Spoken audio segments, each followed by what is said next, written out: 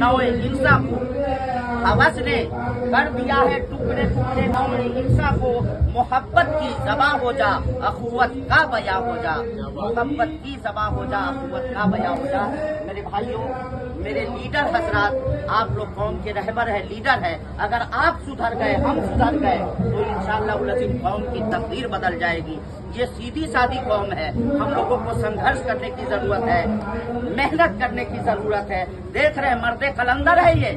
प्रशांत किशोर अगर चाहते तो लंदन, अमेरिका, बंबई और दिल्ली के 5 स्टार 7 स्टार होटल में ऐश करते, लेकिन इस मर्दे कलंदर का देख रहे हैं। गांधी जी जो नगर नगर डगर डगर घूम करके बेदारी का काम किया था, वही काम आज प्रशांत किशोर जी कर रहे हैं। इनको अगर मुख्यमंत्री या प्रधानमंत्री बनने का सपना होता तो ये गली कूचे भटकने की जरूरत क्या थी।